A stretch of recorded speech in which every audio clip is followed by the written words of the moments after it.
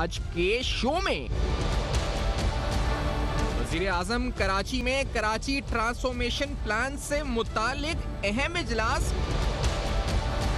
Karachi green line मंसूबे की नई तारीख आ गई, अक्टूबर में फाल होगी। 1 साल हो चुका है, कराची 1 रुपया नहीं पहुंचा, 1 ईंट नहीं लगी। बिलावल भुट्टो जरदारी ने 1100 अरब के पैकेज पर संगीन सवालात उठा दिए। अस्सलाम वालेकुम। बस पर्दा हक़ाइक़ सनसनीखेज़ इंकशाफात प्रोग्राम बेनकाब में हूँ आपके साथ सफ़ान खान। आप लोग अगर शहर कराची से ताल्लुक़ रखते हैं मजमूई तौर पे, बल्कि पूरे मुल्क में ही लोगों की नज़र रहती है यहाँ पर, बिलखुसूस जो हालिया पिछले साल बारिशें हुई थी उसके बाद एक कराची ट्रांसफॉर्मेशन प्लान 1100 अरब रुपए का पैकेज, उसके बाद एक बहस ये शुरू हुई थी कि इसमें फेडरल कंपोनेंट कितना है और सूबाई कंपोनेंट कितना है, कितना पैसा इस पर बहरिया टाउन वाला आएगा और किस तरह से इसकी फंडिंग होगी, सोर्स ऑफ फाइनेंस क्या होगी, और इस पर आपने बड़ी इस पर बहस सुनी होगी।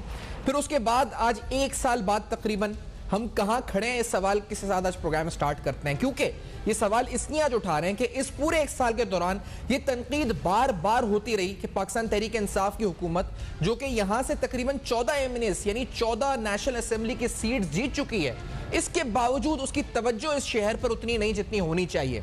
या वज़ीर इमरान खान साहब जितने पंजाब के दौरे करते हैं उतने दौरे वो सिंध के नहीं करते। ये एक तनकीद आपने पूरे 1 साल में सुनी होगी। लेकिन आज कराची ट्रांसफॉर्मेशन प्लान के हवाले से एक इजलास भी हुआ है, और इस इजलास में क्या हुआ है और क्या ब्रीफिंग हुई है और मुख्तलिफ प्रोजेक्ट्स के हवाले से क्या तफसीलन टाइमलाइंस दी गई हैं, मैं लफ्ज़ कह रहा हूँ टाइमलाइंस दी गई हैं कि कब मुकम्मल होंगे, कब तकमील होगी और कब इनका कुछ मंसूबे ऐसे जिनका आगाज़ होगा। इससे कबल हमने ये आज chairman Peoples Party Bilawal Bhutto Zardari sahab की तरफ से सुना, और ये इंपॉर्टेंट फिगर है, इंपॉर्टेंट बात है इस ट्रांसफॉर्मेशन प्लान और इस 1100 अरब रुपए के पैकेज के हवाले से कि 1 रुपया वो कहते हैं कराची को नहीं मिला, वो कहते हैं 1 ईंट नहीं लगी। उन्होंने बड़ी अहम बात की है, जरा सुन लेते हैं चेयरमैन पीपल्स पार्टी ने क्या कहा है इस बारे में, फिर PTI क्या कह रही है ये भी आपको बताते हैं। लेट्स हियर दिस के क्या कहा है। 1100 अरब रुपया वफाकी हुकूमत ने ऐलान किया, 1 साल हो चुका है, 1 रुपया नहीं पहुंचा, 1 ईंट नहीं लगाया गया। जिस तरीके से अब CM साहब ने अपना कैबिनेट मेंबर को कराची का एडमिनिस्ट्रेटर बनाया है, एक ग्रेड 19 का ऑफिसर का पोजीशन पे बिठा के अपना हुकूमत का सीरियसनेस और इस जमात का सीरियसनेस दिखाती है कि हम क्या अहमियत इस शहर को और इस शहर के अवाम को देते हैं। तो क्या वाकई में 1 रुपया भी कराची ट्रांसफॉर्मेशन प्लान में जो वादे हुए थे, क्योंकि वफाक के जो PTI के जो MNAs हैं उनसे हमने बात की मैंने इस प्रोग्राम से पहले, तो वो कहते हैं 1100 अरब में से 625 अरब रुपए जो थे वो हमें करने थे, इसके अलावा सूबाई कंपोनेंट था। लेकिन उस क्या 625 का जो दावा है उसमें से भी 1 रुपया खर्च नहीं हुआ। आज के दिन ग्रीन लाइन मंसूबा जो आप अगर नाजाबाद सुरजानी टाउन वाली सड़क पे देखते होंगे, वो सालों से हम देख रहे हैं, नवाज शरीफ साहब के दौर में शुरू हुआ था, खाली यानी इस वक्त इंफ्रास्ट्रक्चर खड़ा हुआ है, बसें नहीं चलती उस मंसूबे पे। इस हवाले से गवर्नर सिंध इमरान इस्माइल साहब ने कुछ देर कबल ट्वीट किया, उन्होंने उन बसों की फोटोज भी शेयर की जो उन्होंने कहा कि तकरीबन 40 के करीब बसेस 2 वेसल्स में यानी 80 शायद आए यहाँ पर, और ये मिड अगस्त तक कराची के पोर्ट पहुंच सकें, और उसके बाद एंड ऑफ अगस्त तक शायद कराची में आपको ये बसें फाल नहीं बल्कि ये कराची पहुंच जाएं, और फिर अक्टूबर के अंदर असद उमर साहब ने कहा है कि इसका स्टार्ट हो सकता है। एक कराची ट्रांसफॉर्मेशन प्लान की मीटिंग के अंदर आज ये भी बताया गया है कि जो दूसरा अहम मंसूबा कराची ट्रांसफॉर्मेशन प्लान का था वो नालों की सफाई के हवाले से था, तजावजात के खात्मे के हवाले से था। उस हवाले से NDMA ने ब्रीफिंग की है कि काम जारी है, और तजावजात जैसे गुजर नाले पर उन्होंने कहा 89% तक जो है इस इजलास में ब्रीफिंग में कहा गया कि तकरीबन 89% तक खत्म हो चुकी है।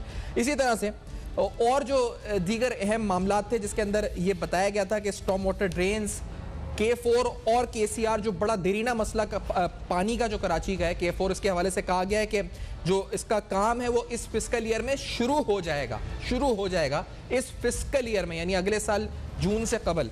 और जो इस वक्त दूसरा मंसूबा कराची सर्कुलर रेलवे का, इसके हवाले से भी काम शुरू हो जाएगा। तो क्या पहला सवाल यही है, क्योंकि इस दौरे का पस मंजर भी एक है, वफाकी वज़रा के कुछ बयानात भी हैं, लेकिन उससे कबल पहला सवाल आज प्रोग्राम का हम ये उठाते हैं। मेरे साथ हैदर जमान साहब पाकिस्तान पीपल्स पार्टी के सीनियर रहनुमा इस वक्त मौजूद हैं। मेरे साथ अहमद जवाद साहब पाकिस्तान तहरीक इंसाफ के सेंट्रल सेक्रेटरी इत्तलात हैं। इस विदस नून लीग से अली परवेज़ मलिक साहब हमारे साथ होंगे। मैं हैदर साहब थोड़ी आपसे भी चाहूँगा इसकी डिटेल्स, वाकई में 1 रुपया खर्च नहीं हुआ, वफाक कह रही है हम ग्रीन लाइन आगाज़ करने जा रहे हैं, वफाक कह रही है हमने स्टॉर्म वाटर ड्रेन्स क्लियर की है, हमने ये किया है वो किया है, ये सब क्या फिर फेक है, झूठ है, आई वॉश है, क्या है? हैदर जमान साहब प्लीज। बिस्मिल्लाहिर्रहमानिर्रहीम, बहुत शुक्रिया। आपने अपने इब्तदाई में बहुत सारी बातों को एक समराइज़ कर दिया, फैक्ट्स को भी। देखिए, हमें बहुत खुशी होती है जब वज़ीर आज़म जो हैं उनको सिंध की याद आती है, और ख़ुसूसन कराची की, क्योंकि कराची से यकीनन उनको एक अच्छी तादाद में नुमाइंदगी मिली कौमी असम्बली में भी और सूबाई असम्बली में। लेकिन हमने ये देखा कि बारहा जो वादे किए गए उन पर कोई अमल दरामद नज़र नहीं आया, और मेगा पैकेज जिसकी आप बात कर रहे हैं इसके ऊपर ऑन ग्राउंड इम्प्लीमेंटेशन ना होने के बराबर है। और जिस ग्रीन लाइन की ये बात कर रहे हैं, ये पिछली हुकूमत में शुरू हुआ था, फेडरल गवर्नमेंट का प्रोजेक्ट था, प्रोविंशियल गवर्नमेंट ने इसमें जो चंक डालना था वो डाला, अभी तक ये ऑपरेशनल नहीं हो सका। K4 की आपने खुद बात कर दी, और जहाँ तक 625 अरब हैं वो भी जो इन्होंने देने थे नज़र नहीं आ रहे। मैं समझता हूँ कि चेयरमैन पीपल्स पार्टी ने ये बात दुरुस्त पॉइंट आउट की कि विफाक से उतनी कमिटमेंट और उतनी सपोर्ट नहीं है प्रोविंशियल गवर्नमेंट को। और उसकी मैं आपको मिसाल देता हूँ कि आज प्राइम मिनिस्टर जब तशरीफ़ लाए और KPT के उन्होंने एक इनाग्रेशन की, ये KPT वही है जो पिछले कुछ दिन पहले समुंदर में एक जहाज़ को नहीं निकाल पाया था, और उनके वज़ीर भी वहाँ मौजूद नहीं थे, और बिल्कुल पूरे मीडिया में वो स्टोरी चली। तो आप ये देखिए कि उस मीटिंग में जो ट्रांसफॉर्मेशन प्लान की मीटिंग है, जिसमें प्रोविंशियल हुकूमत का एक सपोर्टिव रोल है, एक एग्जीक्यूटिंग रोल है, चीफ मिनिस्टर को मदऊ नहीं किया गया, उनकी अदम शिरकत के बाद ये मीटिंग की गई। जब आप इस तरीके से ये मैसेजिंग करेंगे, आइसोलेशन में काम करेंगे, तो at the end of the day Karachi के अवाम ने सफ़र करना है, क्योंकि वहाँ जो भी डिस्कस होगा, जो भी मामलात और इंस्ट्रक्शंस पास की गई होंगी या हकायक प्राइम मिनिस्टर के आगे रखे गए होंगे, वो वन साइडेड वर्जन होगा, और उनको कहा गया होगा कि जी हम तो कुछ कर नहीं पा रहे बिकॉज ये तो आपने ताउन नहीं हो रहा। बिलावल साहब की जो गुफ्तगू थी, और आपने फंड्स उसका हिस्सा मैं दूसरा हिस्सा ये आपसे ये भी पूछना चाह रहा हूं तफसील कि ये जो 625 अरब हैं PTI के जो MNAs आप कह रहे हैं कि ऑन ग्राउंड काम हुआ नहीं हुआ, वो तो हम बता भी रहे हैं इस वक्त लोगों को क्या हो रहा है क्या नहीं हो रहा, जो इजलास में ब्रीफिंग हुई वो भी फैक्ट्स बताएं। वो कहते हैं 625 अरब हमारा था, बाकी सिंध गवर्नमेंट का था, उसका क्या हुआ हैदर जमान साहब? देखिए, सिंध गवर्नमेंट के जो ADP में फंड्स थे जो एलोकेटेड थे, अगर आप कराची में आप तो खुद मौजूद हैं, आप देखिए कि कराची के अंदर जो ADP है और जो सिंध गवर्नमेंट की कमिटमेंट शेयर है, उसके तहत बहुत सारे काम शुरू हुए हैं। बहुत जगह अंडर पासेस की तामीर हो रही है, बहुत जगह रोड नेटवर्क और सीवरेज लाइंस बिछ रही हैं, जो है उसका हॉर्टिकल्चर पे बहुत काम हो रहा है, और जो KMC के फंड्स हैं वो भी अब सिंध गवर्नमेंट जो है जो नज़र आ रही हैं, 6 KMCs हैं, वहाँ पे काम होता हुआ DMCs में नज़र आ रहा है। और हम पूरी कोशिश कर रहे हैं कि ट्रैफिक के जो मसाइल हैं उसके अंदर इलेक्ट्रिक बसेस ऑलरेडी चल चुकी हैं कराची में, उसको प्रोविंशियल गवर्नमेंट ने सपोर्ट किया है। बाकी ट्रांसपोर्ट में बहुत सारे और टेंडर हुए हैं और बसेस ऑन ग्राउंड आपको नज़र आएंगी। और सबसे ज़्यादा जो चैलेंज है वहाँ पे वेस्ट मैनेजमेंट का है, जिसमें से 6 DMCs में से 4 जो हैं already solid waste management department जो सिंध का है कराची का, वो उसको हैंडल कर रहा है। और जो 2 DMCs हैं उन्होंने भी अब रिक्वेस्ट कर दी है कि उसको करें, और वो भी काफ़ी हद तक आपको क्लीनलीनेस नज़र आ रही है। और उसके अलावा रोड नेटवर्क पे बहुत इन्वेस्टमेंट हो रही है, सीवरेज लाइंस नई डल रही हैं, पूरी की पूरी जो सड़कों का इंफ्रास्ट्रक्चर है, हाई डेंसिटी ड्रेन्स डल रहे हैं। तो हम काम कर रहे हैं। और जहाँ तक सुप्रीम कोर्ट के इक़दाम हैं, फैसले उनके तहत जो नालों की सफाई का काम था या उनके जो है, वहाँ भी हम NDME से पूरा ताउन कर रहे हैं। और जहाँ सिंध गवर्नमेंट कर सकती है, बहुत ज़्यादा ऐसी जगहों पे ऑर्डर आया कि जी लोगों को फ़ौरन आप रीलोकेट करें, हमने उनके लिए मुतबादिल पहले जगह या शॉप्स या प्रॉपर्टीज अरेंज की, क्योंकि हम नहीं चाहते कि लोगों का रोजगार कोरोना के दिनों में और साथ साथ प्रोविंशियल गवर्नमेंट जो है कोविड से, आपको पता है कि सिंध में डेल्टा वेरिएंट बहुत ज़्यादा है, तो उसने भी यकीनन काम की पेस को इफेक्ट किया है, because health and safety is the primary concern. हम आज भी ये तवक्को करते हैं कि फेडरल गवर्नमेंट जो है वो एक ताउन और एक इश्तराक से काम करे, ना कि जो गैर जिम्मेदार इनके वज़रा हैं वो सिंध से बैठ के सिंध के मुतल्लिक बयानात देते हैं कि हम सिंध कॉन्कर करने आ रहे हैं, हम आगे ये हुकूमत नहीं बनने देंगे, हम हुकूमत गिरा देंगे। गवर्नर साहब की आपके सामने माजी की स्टेटमेंट्स हैं कि हम गवर्नर राज लगा देंगे, हम ये नहीं होने देंगे, हम एडमिनिस्ट्रेटर नहीं लगने देंगे, एक्स वाई एंड जी को। तो बहुत सारी जगहों पे गवर्नर साहब खुद जो है रोड ब्लॉक्स क्रिएट कर रहे हैं, उनको इन चीज़ों का इदराक नहीं है। तो ये चीज़ें हम समझते हैं कि इवेंचुअली एक टेबल पर बैठकर ये जो स्टेटमेंट है बिलावल साहब की, उनकी मैं इसी स्टेटमेंट पे पहले मैं अहमद जवाद साहब का पॉइंट ऑफ व्यू आपको एक वर्किंग रिलेशनशिप बनाना होगा। ठीक है, ऐसे नहीं बन सकता। जो बात लॉजिकल लगती है इस वक्त जहन को वो ये है कि इस वक्त जो आपने काम किया होगा, आप कह रहे हैं कि हमने किया है, वफाक कह रहा है कि हमने किया है, लेकिन वफाक से पहले अहमद जवाद साहब पाकिस्तान तहरीक इंसाफ की नुमाइंदगी कर रहे हैं। अहमद जवाद साहब, इस जमात को, आपकी जमात को 14 सीटें मैंने यहाँ से कराची की मिली, शायद इतनी जो एक हम जैसे कहा जाए कि जो वेव चलना होता है वो कराची में कुछ हद तक हमने देखी थी, आपको बड़ी सपोर्ट मिली, आप इलेक्शन जीते यहाँ से, वादे थे। एक बार फिर लोग जब भी इमरान खान साहब आते हैं, एक तो आते कम हैं, शायद इस साल में सिंध 2 बार आए हैं वो, और जब भी आते हैं तो लोगों की उम्मीदें बढ़ जाती हैं। हमने पिछले साल 1100 अरब का पैकेज सुना था, कराची में कुछ सड़कें बनी हैं आपके एमएनए फंड से बन रही हैं, और कुछ मंसूबे, जैसे आज ये बसों की फोटो हमने ट्विटर पे देखी है इस वक्त इमरान इस्माइल साहब ने जो शेयर की है कि बसें आ गई हैं, ये चलेंगी कब, अभी अक्टूबर, ये भी बढ़ता जाता है टाइमलाइन। तो आपको कराची की फिक्र है नहीं है, जो आपका वोट बैंक है उसकी है या नहीं है, या आपको लगता है कि आपको जरूरत ही नहीं है, या आपको वोट देते रहेंगे, फैन फॉलोइंग है इमरान खान साहब की, क्या है अहमद जवाद साहब?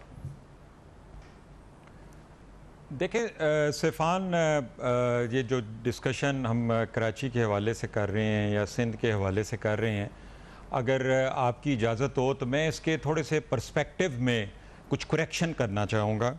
डिस्कशन हो रही है कि पाकिस्तान तहरीक इंसाफ की चूँकि 14 सीटें हैं कराची में, और प्राइम मिनिस्टर साहब कराची का विज़िट कम करते हैं, या कोई एमएनए को फंड्स हैं उनसे कोई कराची की हालत में कोई ख़ास तब्दीली नहीं आई।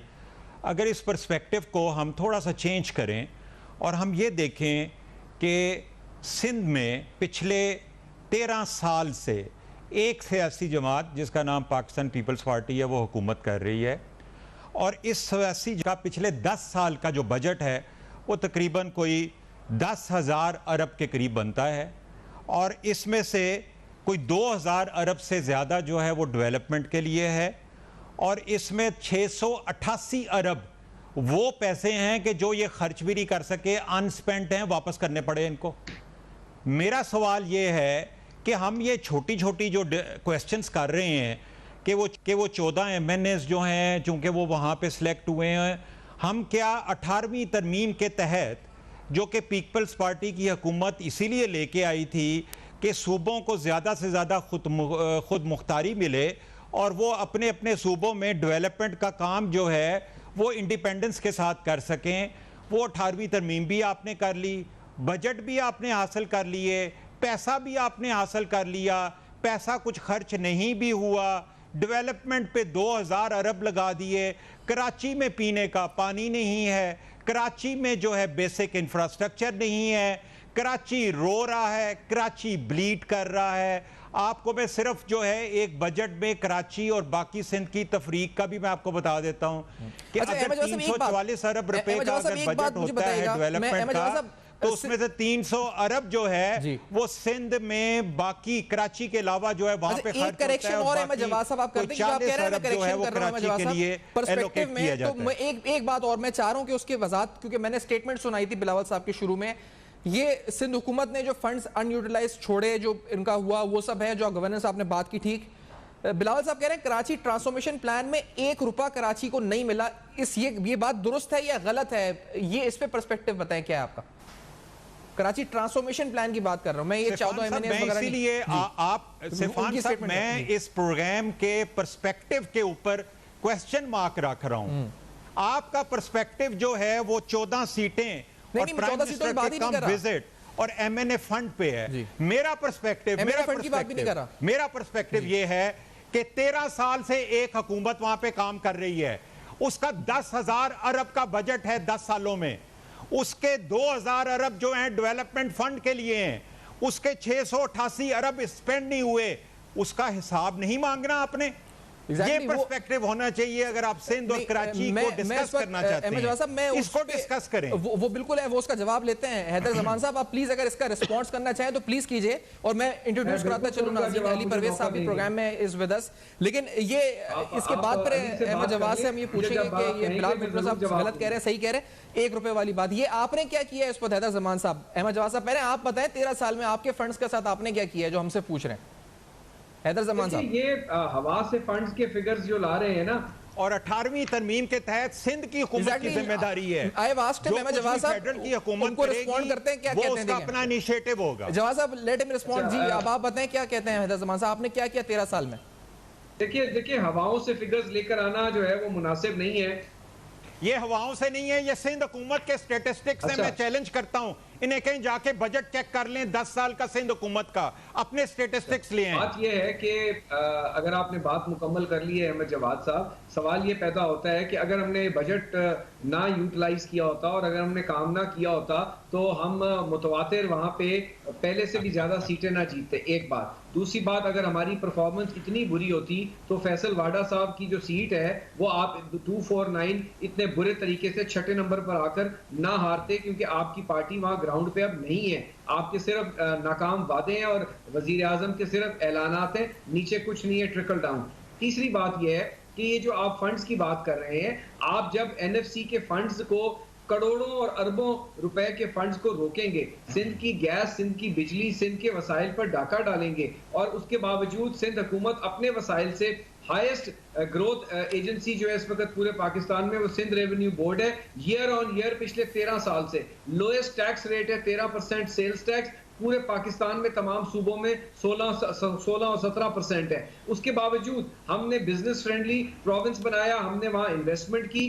हाँ, वहां पे रोड इंफ्रास्ट्रक्चर में, वहां पीने के पानी के, वहां पे सॉलिड वेस्ट मैनेजमेंट के, वहां पे ये मसाइल हैं, लेकिन हमने हेल्थ केयर में इन्वेस्ट किया, हमने सबसे ज्यादा यूनिवर्सिटीज बनाई, सबसे ज्यादा हॉस्पिटल्स बनाए, और वर्ल्ड बैंक और IMF ये सब इन चीजों को डॉक्यूमेंटेड है। हम हवाओं में बात नहीं करते, हमने वहां बुजदार और महमूद खान जैसे डमी चीफ मिनिस्टर नहीं बिठाए, हमें ऑन ग्राउंड चीजों का पता है। हाँ, कराची का मसला ये रहा है कि पिछले 9-10 साल से वहां MQM के पास उसकी DMCs का और उसका मेयरशिप का कंट्रोल था, सिंध गवर्नमेंट के पास नहीं था, और उनके जरिए जो काम होने थे वो माजरत के साथ वो नहीं हुए अनफॉर्चुनेटली। अब हम उनके ऊपर भी फर्दर तवज्जो दे रहे हैं, हमने एडमिनिस्ट्रेटर भी इसलिए मुर्तजा वहाब को लगाया है, और हम अभी भी चाहेंगे कि आप शोबाजी के बगैर आप कंक्रीट पे बात करें, और जो सिंध गवर्नमेंट ने काम किया है, ADP में काम किया है, विफाकी हुकूमतों से किया है, ये एक फैशन बन गया कि हमने काम नहीं किया, फंड लैप्स हो गए। अरबों रुपए के फंड्स हैं जो पंजाब हुकूमत के लैप्स हो जाते हैं।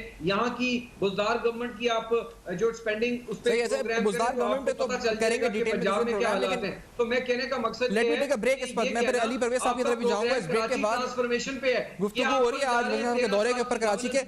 मैं ब्रेक की तरफ जाऊंगा, मैं जवाब साहब भी अगर रिस्पॉन्ड करना चाहेंगे इस पर तो जरूर करेंगे कि आखिरकार जो कराची के साथ वादे हुए हैं, सूबाई हुकूमत हो, फेडरल गवर्नमेंट हो, आखिरकार उन वादों की तकमील कब होगी? वज़ीर साहब का दौरा है इस वक्त कराची का, हर बार हमारी उम्मीदें जाग जाती हैं। क्या जो प्लान्स इस वक्त अनाउंस हुए थे, जिस तरह मैंने बताया कि 5-6 प्रोजेक्ट्स हैं, इनके बारे में असद उमर साहब ने कहा भी है कि कुछ हद तक काम हुआ है, अक्टूबर में ग्रीन लाइन जैसे शुरू होने जा रही है, और दीगर मनसूबों के बारे में भी अपडेट्स क्या हैं, we'll share after this break. हमारे साथ है। वेलकम बैक, आप देख रहे हैं बेनकाब, और आज बेनकाब में तफसीलन हम सवाल उठा रहे हैं कराची ट्रांसफॉर्मेशन प्लान, कराची से किए गए वादे, चाहे सिंध ने किए हो, सिंध हुकूमत ने या वफाकी हुकूमत ने, उन वादों की तकमील आखिर कब होगी, बड़े अहम सवाल आते हैं। कराची ट्रांसफॉर्मेशन प्लान में 1100 अरब में से जो फेडरल कॉम्पोनेंट है वो 650 अरब का है और 450 अरब रुपये सिंध हुकूमत का है। आज पीपल्स पार्टी ये कह रही है कि वफाक ने 1 रुपया नहीं लगाया, और जो पाकिस्तान तहरीक इंसाफ के रहनुमा हमारी बात हो रही है वो कह रहे हैं कि सिंध गवर्नमेंट ने इस सिलसिले में कुछ नहीं किया है। इस पर जो आज ट्रांसफॉर्मेशन प्लान के हवाले से मीटिंग हुई है, इस मीटिंग के अंदर 5 अहम प्रोजेक्ट्स की तकमील के हवाले से आपको अपडेट देते चले। एक मंसूबा ग्रीन लाइन का, जिसके बारे में कहा गया कि अक्टूबर यानी इस साल अक्टूबर तक इसका इफ्तिताह, या ये रवा जो साल है इसमें ये फाल हो जाएगी, फंक्शनल हो जाएगी। जो आप सुजानी से लेकर नाजाबाद पूरी एक पट्टी देखते हैं, ये फंक्शनल हो जाएगी, इससे बसें चलना शुरू हो जाएंगी। बसों की फोटोज भी हमने इस पर देखनी है कि आ चुकी हैं कि चीन से ये आ रही हैं कराची की तरफ। दूसरा मंसूबा स्टॉर्म वाटर ड्रेन्स, सीवरेज और रोड्स का, जिसके बारे में कहा गया वफाकी हुकूमत की तरफ से कि इस माली साल के, यानी इस साल नहीं, इस माली साल के आखिर तक ये तीनों चीज़ें भी तकमील के मराहिल में कंप्लीट यानी हो जाएंगी, मंतकी अंजाम तक पहुंच जाएंगी। और फिर दो अहम मंसूबे जो कि लॉन्ग टर्म है, K4 और जो कराची सर्कुलर रेलवे और उसके अलावा फ्रेट कॉरिडोर्स की तामीर है। इस बारे में आज कराची ट्रांसफॉर्मेशन प्लान की मीटिंग में बताया गया कि ये मंसूबे नेक्स्ट जो इस वक्त जो इस फिस्कल ईयर इसमें स्टार्ट हो जाएंगे और फिर इसकी तकमील जो है कुछ सालों में मुमकिन हो जाएगी। अली परवेज साहब भी हमारे साथ मौजूद हैं। अली परवेज साहब, आप बताइएगा, क्योंकि आप लोग ये दावा करते रहे और कहते भी रहेंगे ये सूबे जो जैसे ग्रीन लाइन है ये तो हमारा था, क्या जो दावे हुए, जो वादे हुए, वो पूरे हुए, चाहे सिंध हुकूमत ने किए या वफाकी हुकूमत ने कराची के शहरियों के साथ? अली परवेज साहब। बिस्मिल्लाहिर्रहमानिर्रहीम। बहुत शुक्रिया खान साहब। मैं जो पहले मेरे कोलीग्स यहाँ पे गुफ्तगू कर रहे थे, अगर आप मुझे इजाज़त दें मैं ब्रीफली अपनी थॉट्स उसके ऊपर भी आपके साथ शेयर करता जाऊँ। देखें, सिंध में हुकूमत किसकी होगी ये फ़ैसला सिंध की आवाम को करना है। तो मैं अहमद जवाद साहब से गुजारिश ये करूँगा कि वो 13 साल से वहाँ पे मौजूद हैं या 30 साल से वहाँ पे मौजूद हैं, इस चीज़ के ऊपर कि वो वहाँ पे लोगों की खिदमत कर रहे हैं कि नहीं कर रहे, इसका हतमी फ़ैसला वहाँ की आवाम ने करना है। जहाँ तक इनका ये खदशा कि वहाँ पे पैसों का ज़िया हुआ है या वहाँ पे कोई करप्शन हुई है, तो उसका सिर्फ़ और सिर्फ हमारे आइन के अंदर एक ही हल है कि ये इस मुल्क के इदारे मजबूत करें जो एहतसाब करते हैं, वहाँ पे अपनी पसंद नापसंद मत इम्पोज करें, उनको एक आज़ादाना माहौल के अंदर काम करने दें, और जो वो वहाँ पे करप्शन या जिसको सज़ा देंगे उसको हम सबको अप्रिशिएट करना चाहिए। This is the only phase जिससे ये मामला हल हो सकता है और इस पर कोई कंट्रोवर्सी नहीं होगी।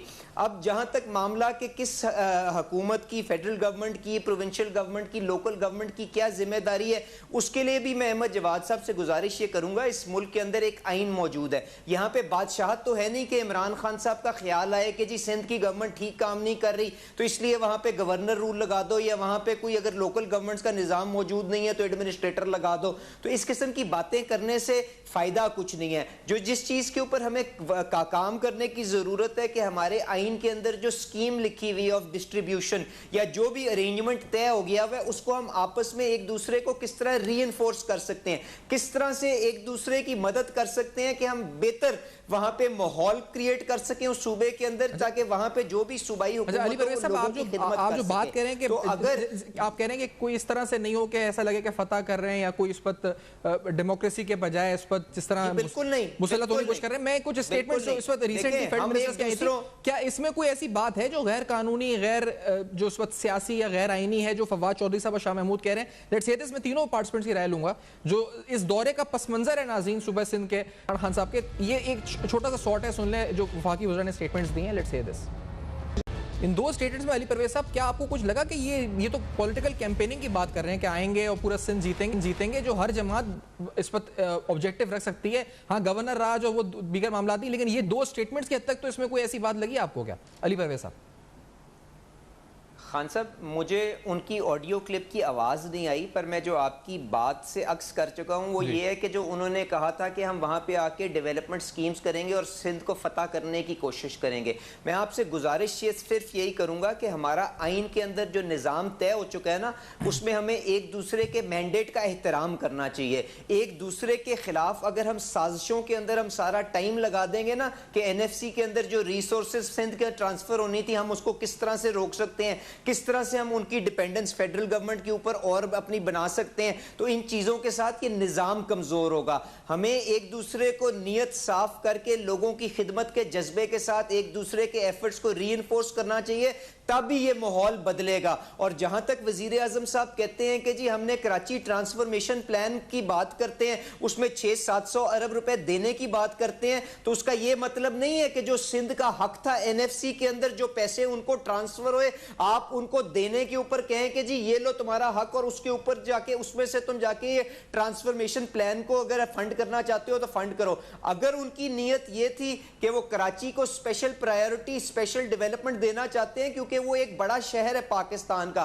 तो उसके लिए कराची ट्रांसफॉर्मेशन जो in true letter and spirit में उस वक्त मानता जब वफाकी गवर्नमेंट अपने बजट में से पैसे निकाल के उनको on top of the NFC transfer देता कि जाएं अब आप ये ग्रीन लाइन जो आपका मंसूबा है इसको इसको फाइनेंस करें, जाएं ये आपका K4 की स्कीम है इसको जाके कंप्लीट करें, तब तो मैं वजीर आजम साहब की नीयत को अप्रिशिएट कर सकता था। फिर सिर्फ और सिर्फ अगर सियासी शोफदाबाजी करनी है, सस्ती शोहरत लेनी है, तो हम इस किस्म की चीजें करते रहे, पर इससे आवाम का कोई फायदा नहीं होगा। आप जो आपने देखा पिछली दफा ये जहां तक हमारे याददाश्त में है और हमने देखा भी है कि ये एनएफसी का मसला पीटीआई की गवर्नमेंट के साथ नहीं, बल्कि पहले भी हमने देखा है, मुराद अली शाह साहब कहते रहेंगे एनएफसी के ड्यूज नहीं मिल रहे, हमें जो क्लेम्स है नहीं मिल रहे, ग्रीवेंसेस रही है वफाक की। तो ये पहले भी आपके दौर हुकूमत में, यानी आप वफाक में थे तब भी ये मामला रहा है कि जो ड्यू शेयर है उस पर उन्होंने कंप्लेंट्स की हैं कि हमें नहीं मिल रहा।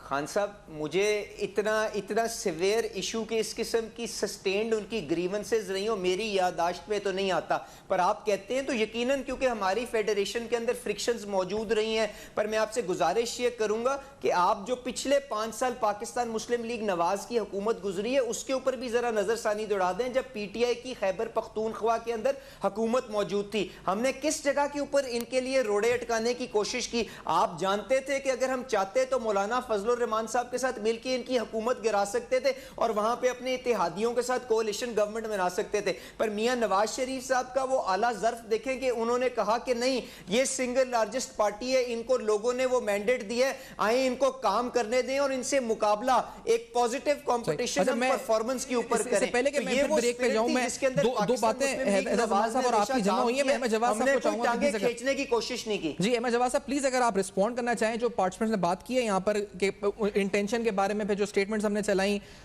आपका रिस्पांस क्या होगा? अहमद जवाब साहब। जी सैफान, बिल्कुल मेरे दो भाई ने जो भी कमेंट्स दिए हैं मैं उनको कोशिश करूंगा कि पॉइंट वाइज उसको मैं रिस्पॉन्ड करूं।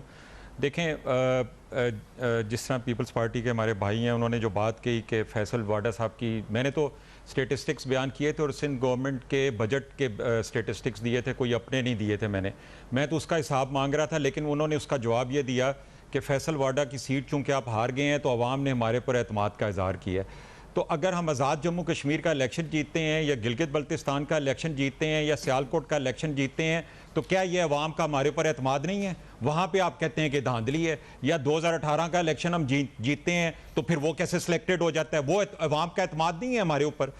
उसके बाद जो आपको मैं एक एग्जांपल देना चाहूँगा कि सूबे अपने रिसोर्सेज से क्या कुछ करते हैं। पंजाब ने भी मेट्रो बना ली, केपी ने भी मेट्रो बना ली। सिंध की हुकूमत जो है वो 13 साल में अपनी अवाम को कराची में कोई मेट्रो जैसा प्रोग्राम नहीं दे सकी। डमी की बात की इन्होंने, कहा जी कि वो महमूद खान और बुजदार जैसे डमी बैठा दिए हैं। मेरा ख्याल है डमी अगर इस मुल्क में अगर कोई आइडियल डेफिनेशन है तो वो 10 साल कायम अली शाह के हैं कि एक डमी चीफ मिनिस्टर का अगर कोई कॉन्सेप्ट आपने देखना है तो वो 10 साल कायम अली शाह के देख लें तो आपको समझ आ जाएगी कि डमी होता क्या है। मेरे भाई अली जफ़र साहब जो हैं वो मोटरवे की ट्रैफिक में फंसे हुए थे, ज़ाहिर है लेट आए और उन्होंने प्रोग्राम का शायद कुछ हिस्सा मिस कर दिया, इसलिए उन्होंने जो है वो मेरे ऊपर चढ़ाई कर दी या पीटीआई पे चढ़ाई कर दी। मैं थोड़ा सा इसको क्लैरिफाई कर देता हूँ अपने भाई के लिए। मैंने जी एक बात ये देखें, पाकिस्तान पीपल्स पार्टी का एहतसाब पीपल्स पार्टी के जो वोट बैंक होगा वो करेगा, जो वोट देता है पीएमएलएन का करेगा। आपका एहतसाब, मैं ये आपसे जो सवाल पूछा था, आप कह रहे थे ना कि आप ये पूछो कि सिंध हुकूमत ने क्या किया। सर, जो प्लान अनाउंस हुआ था, इमरान खान साहब ने जो अनाउंस किया था, उस पर आज पीपल्स पार्टी कह रही है कि आपने 1 रुपया कराची पे खर्च नहीं किया। तो क्या ये आपका वोटर जो देख रहा है उसको तो आप मुतमईन करें कि क्या आपने खर्च किया या नहीं किया? कराची ट्रांसफॉर्मेशन प्लान की बात कर रहा हूं मैं, एनएफसी के जो आपने दिए हैं सिंध हुकूमत को पैसे, वो नहीं कह रहा मैं। क्या आपने दिए पैसे या नहीं दिए? क्योंकि पीपल्स पार्टी कह रही है आपने नहीं दिया 1 रुपया। ये मैं पूछूं अपने वोटर्स को तो बताएं कि आपने दिया नहीं दिया। सेफान, इसी पर्सपेक्टिव सेफान मैं तो ये चाहता था कि आप इसी पर्सपेक्टिव को प्रोग्राम का हिस्सा बनाते कि आप जिस हुकूमत की परफॉर्मेंस की बात कर रहे हैं, जिस शहर की मिजरी की बात कर रहे हैं, उसमें आपका सवाल 13 साल पीपल्स पार्टी की हुकूमत की परफॉर्मेंस पे बेस करता। वो 18वीं तरमीम के बाद सूबाई हुकूमत की एक सूबे में जिम्मेदारी के ऊपर फोकस करता।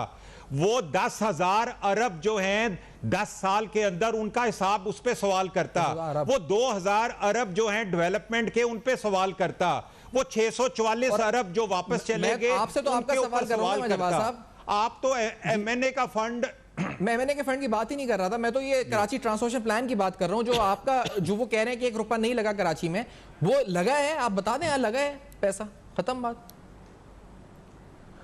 अच्छा ब्रेक का जा रहा है Ahmad sahab, I am so sorry, break है, लेट्स टेक अ ब्रेक। इस ब्रेक के बाद आते हैं, मैं हैदर जमान साहब का पॉइंट ऑफ व्यू भी लूंगा इस ब्रेक के बाद, और दीगर पार्टनर से बात होगी इस ब्रेक के बाद हमारे साथ रहेगा।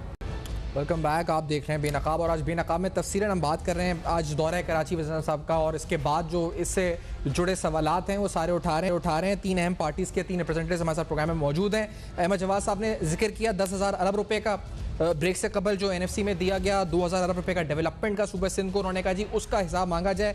मैं हैदर साहब इसका हिसाब आप 10,000 अरब और 2,000 अरब रुपए डेवलपमेंट एंड 10,000 बिलियन रुपीज़ जो सालों में आपको मिले, your quick response please Haider Zaman sahab. मैं इसका जो रिस्पॉन्ड दूंगा ना वो ये कहूंगा कि जिस किस्म के आपने तर्जुमान दिखाए हुए को घटिया आदमी को बात नहीं करने दूंगा। अच्छा, क्योंकि मेरे से सवाल किया था आपने, तो ये घटिया आदमी बीच में जंप कर। अच्छा सर प्लीज, अगर देखें आप ऑडियो प्लीज वो कर दें जी, आप प्लीज ऑडियो कर दें, वो कर दें जी प्लीज, क्योंकि ये इस पर मैं चाहूंगा कि हम इस पर जो है वो पूरी कौम हमें देख रही है तो सब्र तहम्मुल के साथ अपना मौक़िफ़ पेश कर सके, और यही मैं चाह रहा था कि हम आपस में बात कर सकें। हैदर जमान साहब, अगर आप जवाब नहीं देना चाह रहे और अहमद जवाद साहब आप भी इस पर आपस में बात नहीं करना चाह रहे, मुझे तमीज है कि मैं किसी के माँ बाप के बारे में बात नहीं। अच्छा सर प्लीज ऑडियो प्लीज वो कर दें, और हमें वाइंड अप का वैसे भी इस वक्त करना है प्रोग्राम को, तो मैं चाहूंगा कि हम इस वक्त गुफ्तगू को यहीं पे ख़त्म पर लेकर चलें। मैं आप तीनों का बहुत शुक्रिया अदा करूंगा, आपने आज प्रोग्राम में ज्वाइन किया।